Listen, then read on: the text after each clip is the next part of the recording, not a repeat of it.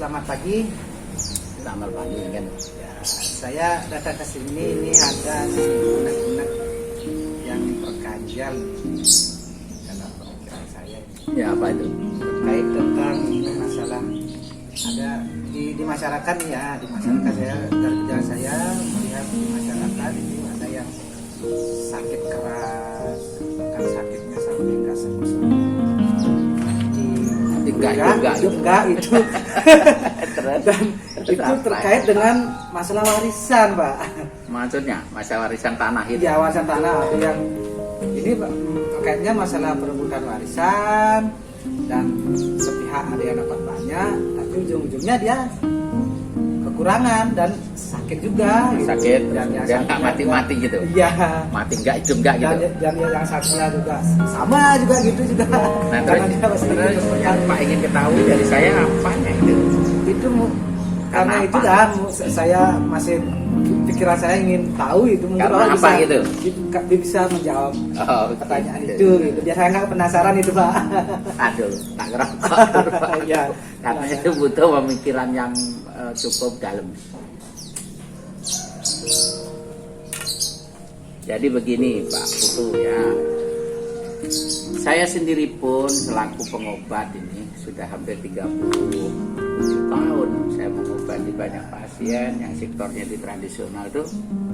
Saya banyak juga menemukan hal seperti itu. Dulu ada di Denpasar, ada di Grobogan, dan itu setelah saya perhatikan kemudian kita serap informasi itu rata-rata mereka itu ya kalau bahasa di Bali itu ngerebutin waris. Nah kemudian yang terjadi seperti itu akhirnya dia sakit keras dan lain sebagainya ini. Nah inilah yang menjadi bahan penelitian saya. Kenapa sudah seperti itu? Tetapi saya mulai paham dan mengerti ya. Kalau urusan tanah ini sebetulnya masalah waris itu kan dimiliki oleh orang satu turun ke keturunannya gitu. Nah kalau dicari hakikatnya orang tanah itu dibuat oleh Sang Maha Pembuat. Jadi kalau itu diperebutkan dianggap dihain, bahkan ini milik saya gitu bahasanya. Nah ini keliru, apalagi sampai berebut gitu. Jadi pada intinya itu bukan milik kita atau milik masyarakat itu. Nah, hanya kita memilikinya itu sebatas dinilai surat yang diatur oleh pemerintah supaya ada hukum-hukum yang mengaturnya. Jadi tidak dulu. Tetapi secara hakikat kehidupan, kalau kita berkata waris, uang yang membuat Tuhan. jadi Tuhan ini nggak wariskan, ini ku buat untuk dirimu, untuk kamu rawat, kamu olah dengan baik supaya kamu bisa hidup baik di bumi ini dan rukun dengan saudara. Nah ini yang perlu di garis bawah ini kata bahasa rukun ya, itu dulu hakikatnya tadi ya. Nah ketika kita diberi amanah atau diberi tugas oleh Tuhan untuk merawat apa-apa yang ada di bumi, yang salah satunya adalah bumi yang menghidupi kita, tanah yang menghidupi kita ini dengan tanaman yang ditanam tadi. Kalau itu kita secara hakikat menghain dan akan menjadikan sebuah perebutan atau dianggap waris ini atau warisan dari mungkin nenek moyangnya begitu ya. Nah itu artinya akan ada sebuah keserakahan, Pak. Ini ya, ada sebuah sifat keserakahan. Ini mudah-mudahan nanti benar ya. Ini pandangan saya yang sekilas saya mencoba melihat dari pengalaman 37 tahun. Saya menangani banyak penyakit yang ujung-ujungnya saya melihat orang yang merebutkan itu tadi ya, waris tanah tadi, bahkan dia serakah memiliki lebih banyak, dia hancur segalanya, hancur ekonominya, kemudian hancur dirinya, bahkan saya melihat sakit yang nggak sembuh-sembuh, mati juga nggak mau, kemudian sehat juga nggak mau gitu. Jadi istilah di Bali itu bisa jadi kembangnya amben, atau dia bisa duduk di situ semua serba ini kan menderita. Nah ini sebetulnya kalau saya melihat secara spiritual, sakit ini dibuat sendiri. Dengan apa? Sifat serakah. Sifat yang tidak mau legowo, sifat yang tidak mau bersyukur bahwa ini diberi Tuhan. Kemudian kalau kita punya saudara harus kita rawat dengan adil. Artinya merawat dengan adil itu bahwa gini nih, Bapak punya nih dari kakek buyut gitu, Bapak 1 hektar, Bapak punya saudara 5 gitu. Nah ini harus adil betul. Dan di hukum pemerintah pun itu sudah disarankan untuk seperti itu. Dan nanti kalau mau Pak serakah, udah kamu apa-apaan ini, saya ambil ini. Nah, bahkan juga orang tuanya saja kadang belum meninggal sudah direbutin nih. Nah ini berbahaya Pak. Sudah ditanyain masalah itu berbahaya. Akan kena bala. Yang bala ini sebetulnya dari tindakan keserakahannya sendiri tadi. Ya berupa sakit, berupa sulit ekonomi dan sebagainya. Maka kebanyakan saya melihat kalau di dalam satu keluarga mereka berebut dapat banyak dan mereka berbangan, sebentarnya pasti habis itu.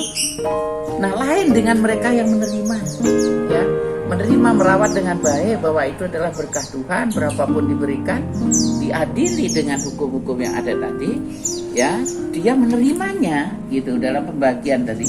Nah itu lebih panjang gitu, lebih bahagia dia hidupnya. Nah jadi sebetulnya ini letaknya ada pada sikap keserakahan. Nah keserakahan pasti beriringan dengan iri. Sikap iri beriringan dengan kesombongan. Nah, inilah yang tidak diinginkan oleh Sang Maha Pencipta selaku pemilik daripada apa yang diciptakan. Jadi sekali lagi saya tegaskan Pak, kata-kata bahasa waris ini seakan-akan dari atasnya membuat gitu. Itu jadinya. Ya contoh Bapak, ini makan jambu nih. Pak Peter katanya, Pak Peter nanam jambu ini ya? Iya. Nah, kemudian Bapak rawat ya? Iya. Terus yang punya ini siapa? Pak saya. Itu Bapak Peter mengatakan, loh kok bisa Pak yang punya? Iya aku yang nanam, aku yang rawat, aku yang mukul. Mungkin saya akan bertanya, kalau Bapak yang ini merasa punya, kapan Bapak membuat?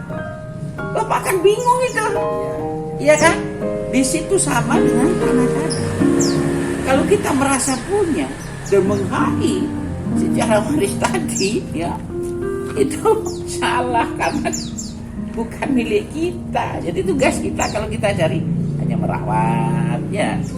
Kemudian mensyukuri hasilnya, dinikmati dengan baik, dimanfaatkan dengan baik. Nah, kalau itu yang dilakukan Pak oleh masyarakat terkait tadi, bersyukuri, kemudian dibagi dengan adil, ya, dan tidak berpikir bahwa itu adalah waris dari ke atasnya, karena ke atasnya semua posisinya sama, maka dia tidak akan terjadi bala-bala atau sengkolo-sengkolo yang seperti bahasa. Jadi sekali lagi saya garis bawahi, kenapa bisa dia menderita sakit bertahun-tahun nggak sembuh-sembuh, mati juga nggak mau gitu, hidupnya susah setelah dia berebut begitu dengan keserakahan? Jawabnya Tuhan tidak mengizinkan, Allah Subhanahu Wa Taala tidak mengizinkan orang itu bersikap serakah, orang itu bersikap sombong dengan apa-apa yang sebetulnya dalam hakikatnya dia tidak mengikuti. Itu ya, bisa ya. Maka gini saran saya, nanti kalau Pak Peter punya kakek, kemudian punya orang tua, berusahalah untuk tidak menanyakan hal itu. Apalagi berebut Pak.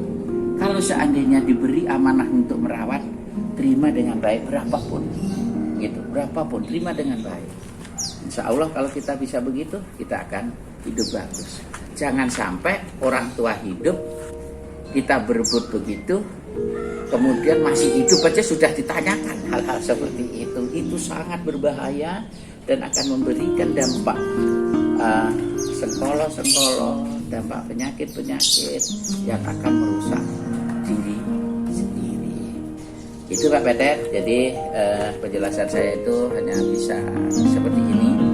Mudah-mudahan ini bisa diterima ya, karena kemampuan saya terbatas, tetapi saya analisa dari berbagai macam sumber ya, kemudian daya pemikiran saya. Mudah-mudahan ini menjadi acuan untuk kita bisa berpikir.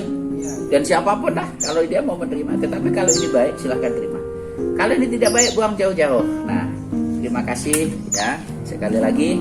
Terima kasih atas segala perhatian dan mohon maaf atas segala kelebihan yang saya sampaikan.